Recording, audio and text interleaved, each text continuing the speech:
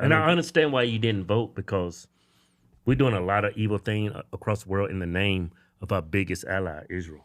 Yeah. Well, and it's going to backfire because Trump ran the first time on America First, which is we're going to get out of the Middle East. And it's very obvious that after October 7th, they supported Trump because they knew he would support them in the Middle East. And that's why I said I'm out. You know, he's going to... Oh, I see. Yeah. Because after October 7th, they said, even a lot of the liberal Jews said, we got to support Republicans because Biden was trying to stop Israel from doing what they're doing in Gaza. He wasn't successful, but they knew a Republican Congress, a Republican president. Trump already gave him $12 billion.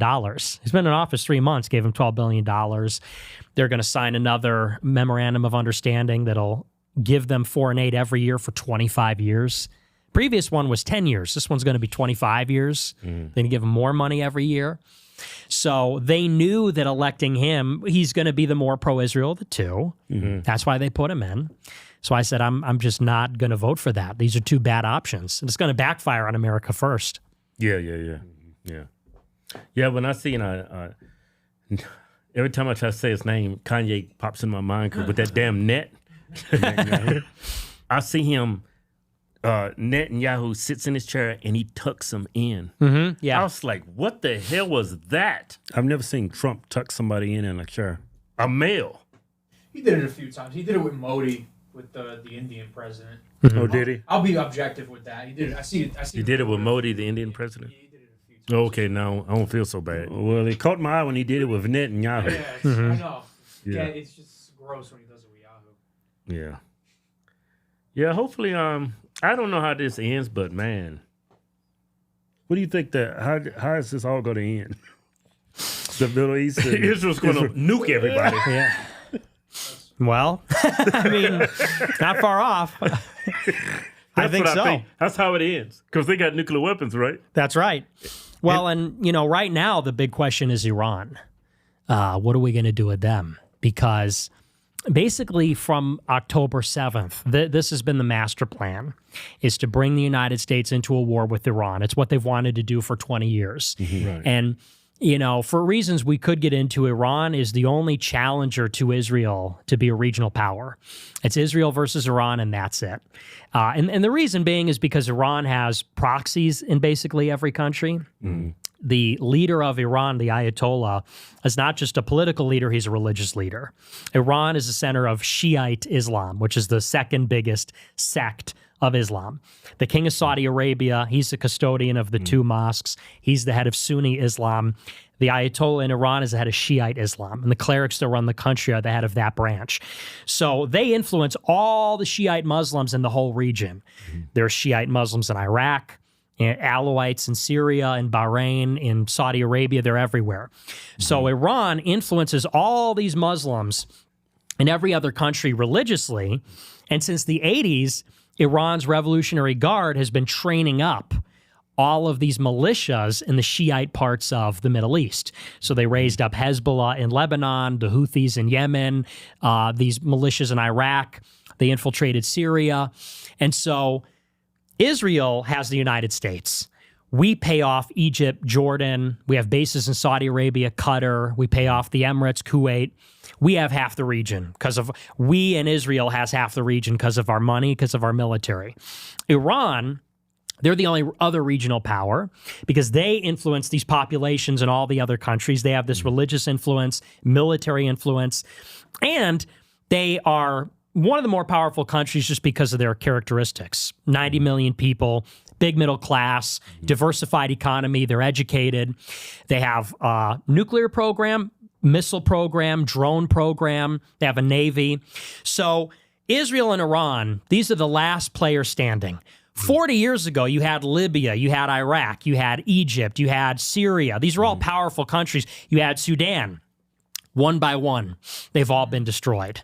Iraq was destroyed by the United States. Syria destroyed by the United States. Sudan, civil war, backed by Israel and the United States. Somalia is falling apart at the seams right now. Libya, overthrown by the United States. Iran and Israel, these are the last ones standing. After October 7th, Israel said, we're going to piece by piece dismantle Iran's empire, starting with Hamas, then Hezbollah, then the Houthis, and then we take out all of them. we're going to deliver the killing blow against Iran. Problem is, they can't take out Iran on their own, because if Israel attacks Iran, Iran's going to get a nuclear bomb.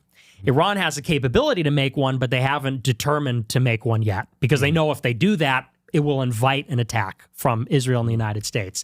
So they're on the fence. If they don't have any nuclear program, they're vulnerable. But if they get a bomb, they'll get attacked. Israel cannot attack Iran. They're not powerful enough. They need us to do it. But we, for obvious reasons, don't want to do it. We spent 20 years in Iraq and Afghanistan. We don't want to fight Iran. We have no beef with them. So Israel's trying to they're trying to manufacture a situation where we're both forced to fight each other. So last year in April, Israel bombed Iran's embassy in Syria, which is like totally against international law. Embassies are off limits. You just can't do that. It's like the foundation of all international law. Iran had to respond. If they don't, they look weak. This was their first provocation. Israel bombed their embassy to force Iran to attack Israel, because they knew that if Iran counterattacked, the United States would be forced to intervene to defend Israel.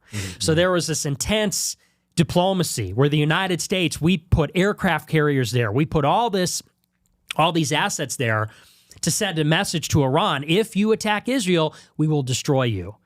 So Iran, they launched 50 missiles at Israel, didn't hit anything. They had to do something, but they couldn't do anything meaningful. If they did nothing, they would look like a bitch. But if they hit them too hard, the United States would retaliate. So Iran averted the confrontation. Then again in July, end of July, Israel assassinated the leader of Hamas inside Iran on their inauguration day. Iran was inaugurating a new president, and the Palestinian leader was visiting the capital.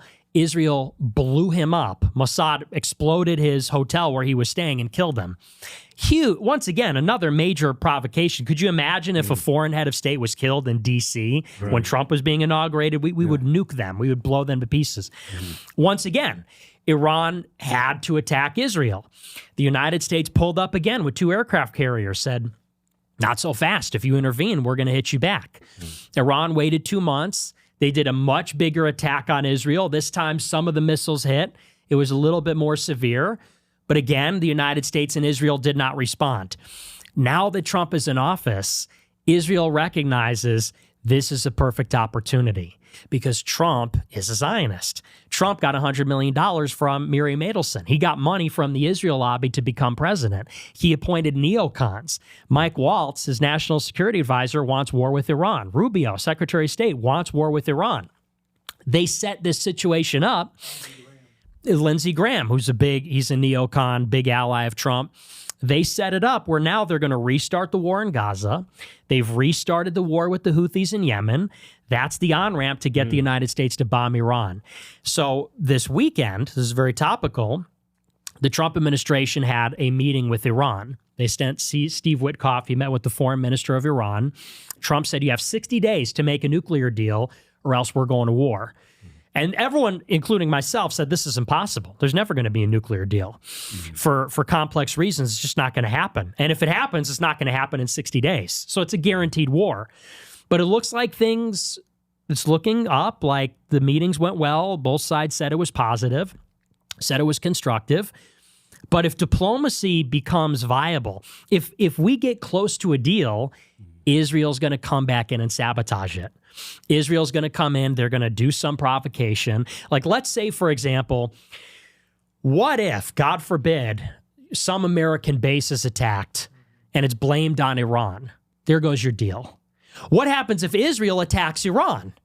There goes your deal. Iran can't make a deal with the United States if they're getting attacked by Israel. So if we get too close to a deal, they're going to sabotage it, and they're going to put us on a path to war. And so I think it's basically unavoidable at this point that we're going to war with Iran. And then when Iran is destroyed, then Israel gets to do whatever they want. There'll be nobody left to oppose them. Whole Middle East will be under their influence. And they're in the center. Think about where Israel's located. They're in the middle of Asia, Europe, and Africa. They're in the center of all global trade. The Belt and Road that China's building, the rail, the shipping routes, all of it goes through the Middle East. And so when you control the Middle East, it's not like controlling, like Mexico or whatever. Right. You control the Middle East. It's like the most important region in the world. It's all the oil. It's all these other energy resources. It's all the supply chains, all the shipping routes. Is that why Trump want Greenland? That's part of it, yeah. Yeah. Because of, the Arctic is melting, and so that's going to be viable for shipping. It wasn't viable before because it was all ice, but now that it's melting, now there's going to be a lot of trade. It's also important for missile defense. If a missile comes from China, it's going to come over the Arctic. So we want to deploy radar so we could see that. So it's really for power projection. But yeah, I mean, you start to understand it all comes down to strategy, all comes down to military strategy. And Israel wants, if they take out Iran, they control everything, and it's a very important region to control. People don't even realize they're going to become a global power. People think of Israel as like our satellite. They're like our puppet or like a junior partner. In 50 years, Israel's going to be a big player. They're going to be a great power, like the UK was, like France. They're going to be a serious player. So people have no idea, and then they won't need us. Right. Then they'll be on their own. So that's a very scary situation where the United States doesn't have power over them or leverage. Right. Fuck. What about Putin and President of China? How do you feel about Israel? Well, Putin is close with Israel. People don't realize this. Yeah. But that's because Russia has a huge Jewish population, always has. And so Putin has a rabbi, and he has good relations with Israel, and so does China for that matter. But insofar as Israel and the United States are joined at the hip, China and Russia are less pro-Israel than the United States. But they're never against Israel. Israel's part of the Belt and Road, which is China's infrastructure project, and Israel's allied with Russia. So, a lot of people think like, oh, Russia's fighting against this. They have their hands in everything, unfortunately. The only countries that are against Israel, it's Iran. That's about it. And that's who everyone wants to destroy. Wow. That's crazy. Makes sense why Fox News and everybody's, the Muslims are a bunch of terrorists. They want to make like, we're just going there clean the house because these people are evil and they hate Christians. Right. Well, yeah, because if they're terrorists, they got to go. So they just say anybody that sympathizes, you're supporting terrorism. It's like the oldest trick in the book. Yeah. Hey, how do you feel about all your talking points becoming mainstream news now? All your talking points you've been talking about for years now, it's like it's more prevalent in like on Instagram, like everybody's sharing your same views. Podcasts, influential people saying the exact same things you've been saying. Yeah. It's shocking. I never thought it would happen this fast or that it would happen at all. Because years ago, I was radioactive, in 2017, when I was saying this stuff back then, nobody would touch me with a 10-foot pole for saying this, and you would get banned, and that was part of it. So it's kind of unbelievable, and I'm actually a little bit skeptical of it, to tell you the truth, because I think that what you tend to find is that the system is very good at controlling the opposition. Controlled opposition's always, in my opinion, the biggest threat, which is to say that if you are running the country and you have just because human nature, not everybody's going to agree with what you're doing, and you might be unpopular at times. So people are going to protest, rebel, resist, vote for the opposite party. So the most resilient way to run a country is to not only control your own side, but to also control the opposition. And this is how a lot of people look at the country, that the right and the left are really two sides of the same coin. When people get tired of the left, they give you the right. People get tired of the right, they give you the left. But really, they're giving you a lot of the same stuff. And you get this illusion of change. Oh, well, we got Trump in. Now things are going to improve. Oh, we got the left in. Now things are going to get better. And you kind of play both sides off of each other. And I think that in some ways, whereas I represent an organic opponent of the system, I'm someone that's actually criticizing some of the most important issues. They recognize it's becoming popular. They recognize people are resonating with that message, but they don't want someone that's independent to be saying it because they don't control me. They don't pay me. I kind of hate them because they ruined my life. So if I ever had power, I would wield it against them. So they say, well, why don't we get someone that sounds like him, but they're really with us? And that person will be promoted. That person won't have barriers or obstacles. That person will become more popular. And that person, you know, they sound close enough, but they're not quite saying the same thing. And they can sound very close, but that person is never independent. That person will always be dependent on the system. And I think that's it's called infiltration, skin suiting. Perfect example has happened with the Tea Party. Mm-hmm. Tea Party was organic. People said, all right, we've had enough of big government and taxes and the bailouts. We want to have another Tea Party. And Republicans figured it out. And Republicans just learned how to sound like Tea Partiers. Mm-hmm. And they infiltrated. People like Marco Rubio, he was one of the first. Pretended to be a Tea Partier. He was one of the big, he beat Charlie Crist in the primary in 2012 to win the nomination for the Senate seat in Florida. Then he gets in and betrays the Tea Party, joins a Gang of 8 on immigration, betrays all the fiscal conservatives. This is what they're very good at doing. And it's happened for many generations. It's like there's a rebellion on the conservative side. The base of the GOP says, the GOP isn't good. They're not conservative enough. We need to throw the bastards out and get good people. And there's a lot of energy behind it, but then the GOP, they just pick it up. They learn how to talk the talk. They learn how to make themselves seem like they're part of that rebellious part of the movement. That happened with the Buchananites, with the Paleocons. It happened with the America Firsters, anti-communists. And it happened with the Tea Partiers, and now it's happening with the Trumpists. I think J.D. Vance that's a perfect example. Mm-hmm. J.D. Vance in 2016 was saying Trump is Hitler. He's a rapist. Mm-hmm. Everything that the liberals were saying. Mm-hmm. People said he had an epiphany. No, he decided to run for Senate, and he knew he could only win if he had Trump's endorsement. So he's bitching about Trump for all these years. Trump's a Nazi. He's an idiot. He's a racist. I love Obama. Then Trump wins, and he goes, oh, shit. I got to run for Senate, and I'm against the sitting president. So Peter Thiel, J.D. Vance's mentor and a major donor to Trump, sets up a meeting. And Vance and Thiel and Trump sit down at Mar-a-Lago, and they broker a truce. J.D. Vance becomes MAGA. Oh, now he's a big Trump supporter. That's your epiphany. And Trump endorses him, and then he becomes a senator. And it's like, and now people think he's the greatest thing since sliced bread, but that's just textbook infiltration. So I'm very skeptical of anybody that sounds like me, you know. Mm-hmm. Say it when it was difficult. Now it's easy to say it. And now you got people saying it to make money. Now you got people saying it because if they learn the truth.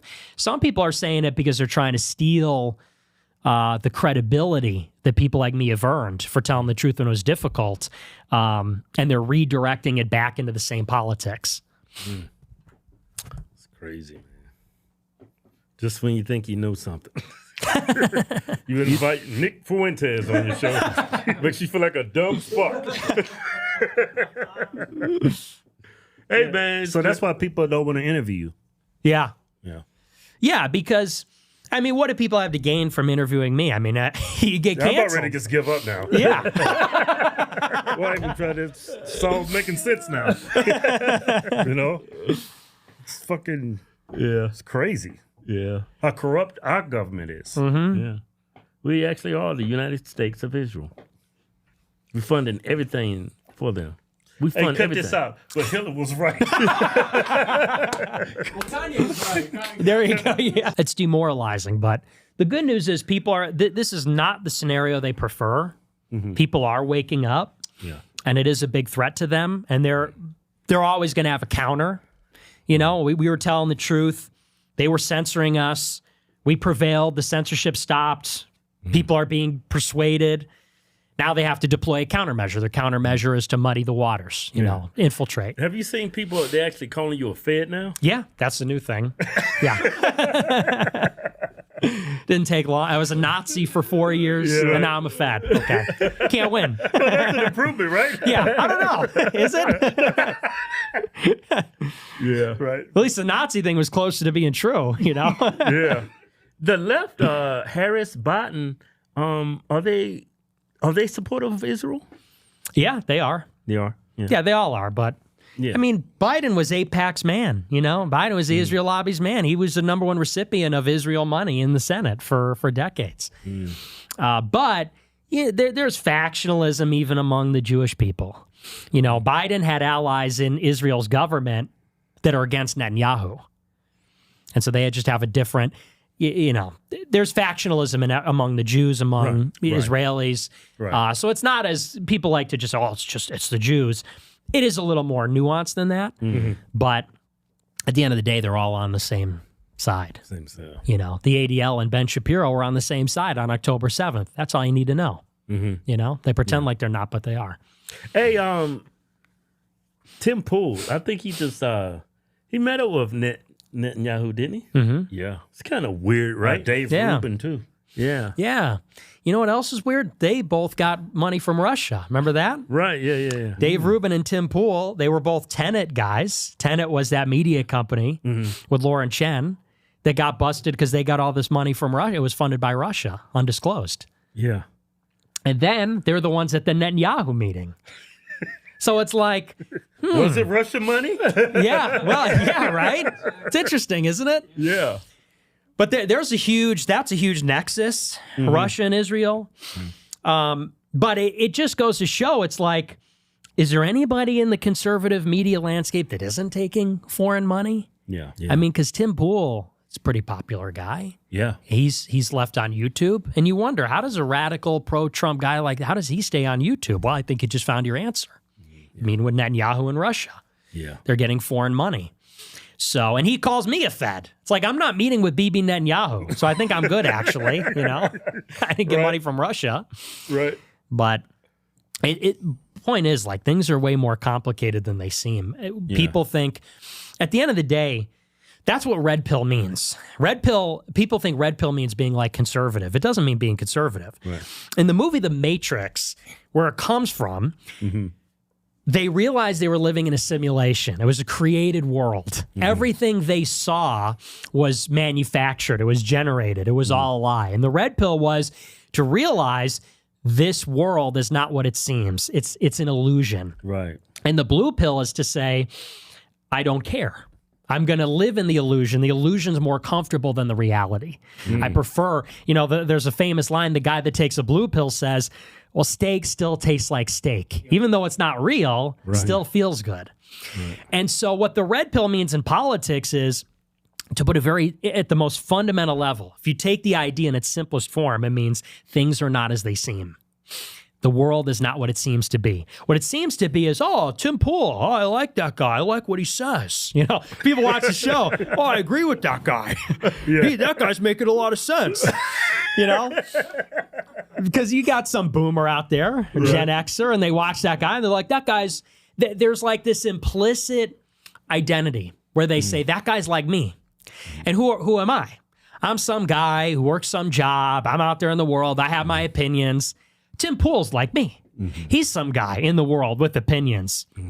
He's on YouTube. He's saying them. You know, we think a lot alike. That's not really what's going on.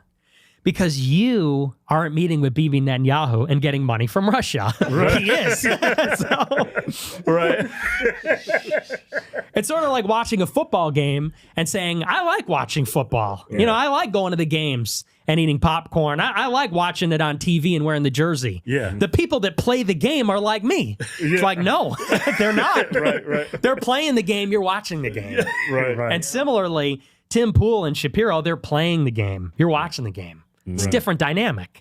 But that's part of it. It's built on that fundamental deception, which is, you know, these people that are in conservative media, they're just guys with opinions just like us, but they're not. You know, they're in this political world. They have to get paid. How are they getting paid? They're getting, in many cases, by foreign governments. How are they staying on YouTube? How are they running in these circles? Trade-offs, deals being made behind the scenes. That's all of them, you know, and I know enough of them to know that. Covert influence. So that's the dirty secret. And when the red pill starts to come through, it's sort of like the simulation starts to crumble. It's like the Truman Show boat hits the painting. Right. That's what Ye said. It's like my favorite expression. He says, my Truman Show boat hit the painting. It's like, wait, Tim Pool was meeting with Netanyahu? He got money from Russia? Maybe we can't leave this town, you know? I heard Daily Wire, they're struggling. Financially, Is that true? It is. Yeah. That's what they say. And it's because, you know, no one's buying in anymore. You know? People were buying in when they were the only game in town. But now that censorship is going away and you have Andrew Tate You got Candace Owens. You got Elijah Schaffer. You got Myron. You guys, now that censorship is going away and people are getting the truth, they're like, why do I need this propaganda? You don't need to listen to Shapiro say, here's why Israel's right. He's just lying. Everyone knows that. People don't. That was a competitive, viable option when anyone that disagreed was banned on the internet. You know, people love Shapiro when, if you were to the right of Shapiro, you weren't able to have a YouTube channel. But now that you can, people are like, I want to hear about conspiracy theories. I want to hear the whole truth. So I think that's a huge reason why they're going out of business. Like Matt, they still have Matt Walsh and Michael Knowles. Do you think it's going to dissolve? I don't know. I don't know enough about the dynamics there. I hope Matt Walsh quits. He's a Catholic. Right. Yeah. You know, you'd think that he would Makes have sense some. for him to quit. Yeah. I mean, what's keeping him there? I guess the money. Well, Brett Cooper, she left. They kept the channel. He would start all over again. You have to start all over again. Right. Yeah. I mean, it wouldn't be hard for him to do that, but all those years, all those videos, all that work went into it, and they can just keep it and say you're gone. It's like, What a Jewish thing to do. it's insane. Yeah. They literally got him by the fucking nuts. Yeah. It's no different than the entertainment industry. Yeah. And that's what happened to Ye. Right. Ye went against them, and then they literally froze his money at Apple, froze his money at Adidas. All the stuff that he thought was his, it's actually theirs. That's what the contract says. So it's like, that's how they centralize control. It's crazy. People, you know, once again, it's like people just don't know how it works behind the scenes. Yeah. And that's how we have this, you know, everyone that's put in front of us is controlled. They're on strings. Except for us. I'm glad you said that. Yes. Oh, man. Gotta be positive. Hey, do you have any political aspirations? Run for office, Senate? I don't know. I don't think I'm cut out. I have no impulse control. Like you guys. No. What, you trying to say you're black? Yeah, exactly. I'm too black to run from. Swinging on people and just saying the wrong thing. Yeah. No, probably not. I don't think I could win. I'm too short. Everyone hates me. Here's our new giveaway. Get out of the way. Woo! That's beautiful, right? Dodge Challenger. Hellcat. Look at the tires. It's a V50 in this. It's supercharged. Wide body, it means it grabs the road. You can't flip this. Look how sexy this car is. You can look like Stephen Hawking and still pick up a chick in this car. Go to officialhodgetwins.com. Anything you buy on the site gets you automatic. Enter to win. No purchase necessary. Void where prohibited. See official rules for details. Yeah.